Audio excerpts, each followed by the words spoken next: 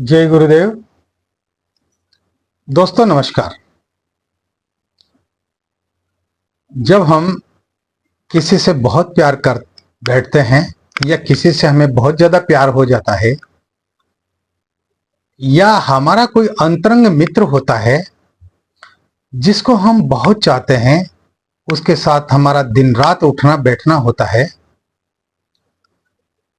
और ये हमसे दूर हो जाते हैं या यह हमें भुला बैठते हैं, हमें भूल जाते हैं और कभी याद नहीं करते। मिलने की तो बहुत दूर की बात है, लेकिन याद करना भी मुनासिब नहीं समझते। तो ऐसी स्थिति में दिल तो दुखता ही है, मन को तकलीफ तो होती ही है, होना भी चाहिए, क्योंकि हम इंसान ऐसे जीव हैं इस पृथ्वी पर जो हमारी भावनाओं को शब्दों के द्वारा प्रकट कर सकते हैं।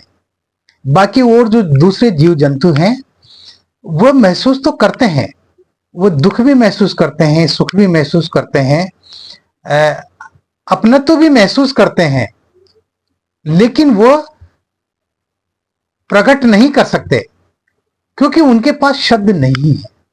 सिर्फ इंसान ही है जिसके पास ये सबसे बड़ी दौलत है।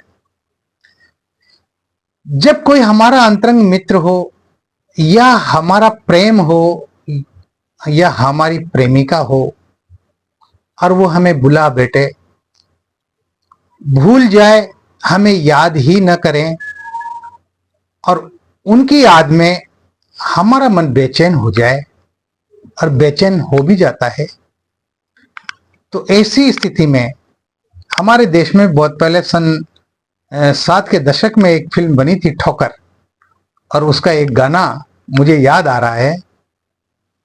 वो गाना है, मैं ढूंढता हूं जिनको रातों को ख्यालों में, वो मुझको मिल सके ना सुबह के उजालों में। हम हमारे प्रेमी को या प्रेमिका को या हमारे किसी अंतरंग मित्र को या हमारा कोई रिश्तेदार भी हो सकता है जिसको हम बहुत चाहते हैं, बहुत प्यार करते हैं, कुटुंब परिवार का व्यक्ति भी हो सकता है जो हमसे बहुत दूर चला गया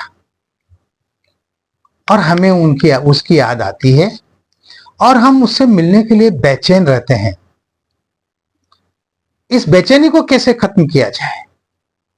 अब सवाल ये उठता है कि मिलना कैसे हो, क्योंकि वो तो याद करता नहीं है, आप याद करते हैं। अगर किसी लड़की का प्रेमी उससे बहुत दूर चला गया, व्हाट्सएप पर भी ब्लॉक कर दिया, मैसेज भी ब्लॉक कर दिए, फोन नंबर भी ब्लॉक कर दिए, कैसे बात होगी, कैसे मिलना होगा? या किसी की कोई प्रेमिका है, वो उससे दूर हो गई और अब वो मिलना पसंद नहीं करती, फोन वगैरह सब बंद कर दी, क्योंकि आज का सोशल मीडिया जो है फोन ही है। फोन के माध्यम से हम दूर बैठे हजारों हजार किलोमीटर किसी से भी बात कर सकते हैं, संदेश ले सकते हैं और उससे भी हमें तसल्ली मिल जाती है। जब हम किसी को फोन करते हैं, उससे बातचीत करते हैं, तो हमारे दिल को सुकून मिलता है। और फिर आजकल तो वीडियो कॉल का भी सिस्टम है, वीडियो कॉल करके हम एक दूसरे की शक्ल को देख लेते हैं, सूरत को देख लेते हैं और बात कर लेते हैं, तो दिल को तसल्ली हो जाती है। लेकिन यदि फोन को ब्लॉक कर दिया जाए, नंबर को ब्लॉक कर दिया जाए, तो फिर तो कोई उपाय नहीं बचता। ऐसी स्थिति में क्या किया जाए? अब सवाल ये उठता है, तो क्या कोई ऐसा प्रयोग है जिसके माध्यम से बिछड़े हुए को मिलाया जा सकता है? जो आपसे दूर चला गया है उसको वापस बुलाया जा सकता है? तो बिल्कुल है। मंत्रों में, यंत्रों में, तंत्रों में, इनमें सब में ये सब ऐसी शक्तियां मौजूद है जिनके माध्यम से आप अपने बिछड़े हुए साथी को बुला सकते हैं और वो दौड़ करके आपके पास आ जाएगा। ये वीडियो मैं ज्यादा बड़ा नहीं बनाऊंगा, छोटा ही बनाऊंगा। तो इसके लिए आपको करना क्या है, असली मुद्दे पर आते हैं। इसके लिए आप किसी भी रविवार को सुबह प्रातः काल जल्दी उठ के स्नान ध्यान करें। अगर आप पूजा पाठ करते हैं तो अपने पूजा कक्ष में अपने आराध्य का पूजा पाठ करें और आसन लगा करके बैठ जाएं। आसन कोई भी हो सकता है, उसमें ऐसा कोई प्रतिबंध नहीं है कि लाल हो पीला हो। कोई भी आसन जो आपके पास उपलब्ध है उसको बिछा करके बैठ जाए, साफ स्वच्छ कपड़े पहनकर।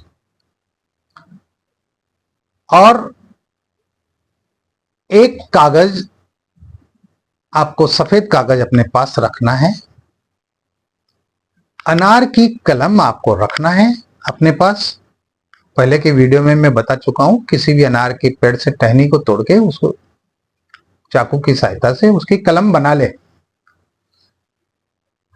और आपको जो स्याही बनानी है वो बनानी है कस्तूरी की। हिरण की नाभि में जो कस्तूरी होती है वो कस्तूरी, लेकिन आजकल बाजार में जो कस्तूरी मिलती है वही आपको लेना पड़ेगा। जो उपलब्ध है वही तो लेना पड़ेगा ना। अब कहां से हिरण लाओगे, कहां से कस्तूरी प्राप्त करोगे? और वो कस्तूरी तो बहुत महंगी आती है। अगर आपको कहीं मिल जाए तो सबसे बड़ी बात है।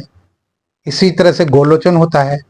हजारों गायों में एक गाय होती है जिसके पित्त में गोलोचन निकलता है और वो बहुत महंगा मिलता है, बहुत महंगा। तो मार्केट में जो उपलब्ध होता है हम उसे ही काम में लेते हैं।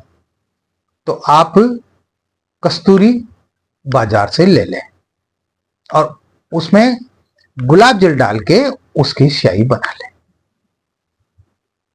ये जो यंत्र आपको स्क्रीन पर नजर आ रहा है, ये यंत्र आपको सफेद कागज पर कस्तूरी की स्याही से अनार की कलम के द्वारा इस यंत्र को बनाना है।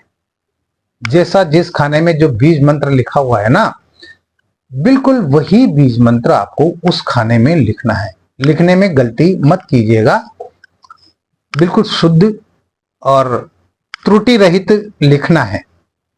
और लिखने के बाद में आपको इस यंत्र को धूप दीप दिखाइएगा, यानी आपके पास में वहां पर एक घी का दीपक आप जला लें और सुगंधित अगरबत्ती जला लें।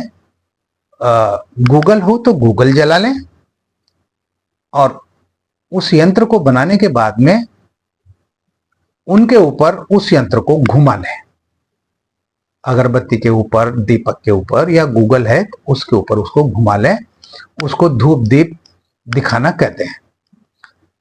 इसके बाद आप उसको फोल्ड करें। फोल्ड करके और एक मजबूत धागे में उसको बांध लें।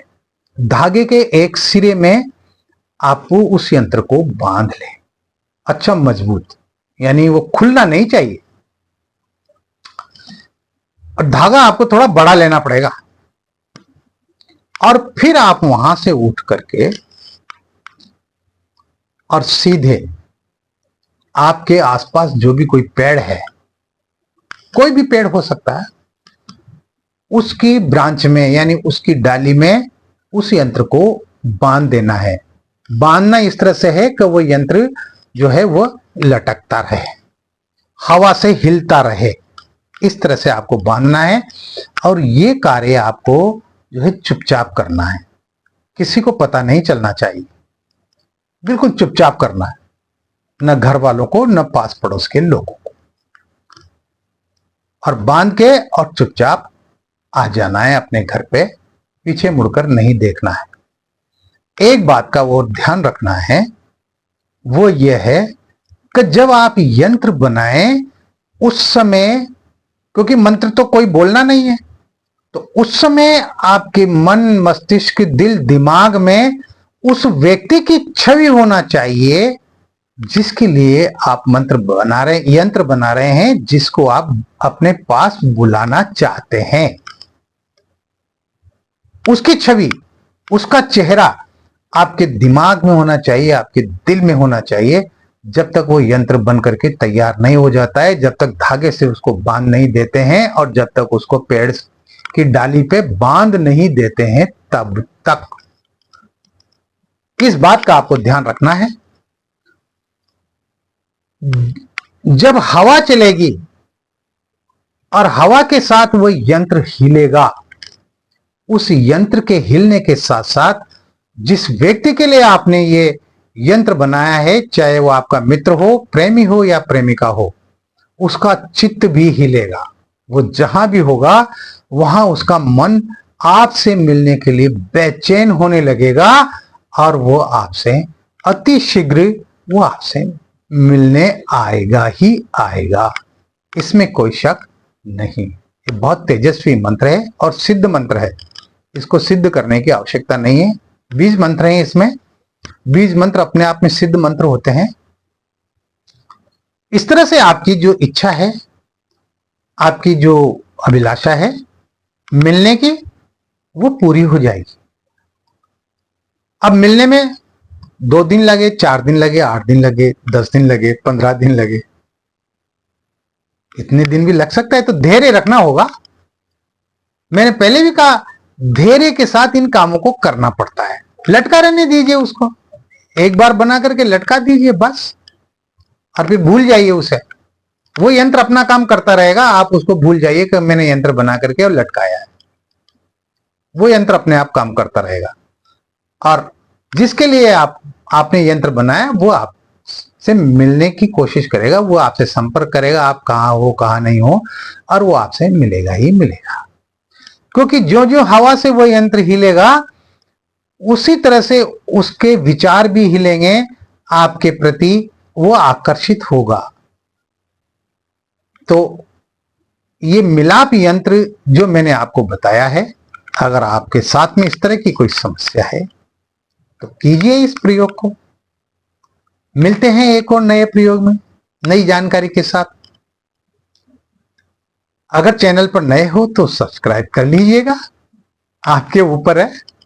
मैं तो केवल कह सकता हूं, सब्सक्राइब करने से क्या होता है और शेयर करने से क्या होता है कि हमारा वीडियो हजारों हजार लोगों के पास पहुंचता है और सबको इन प्रयोगों की जानकारी मिलती है और ज्यादा से ज्यादा लोग लाभ उठाएं।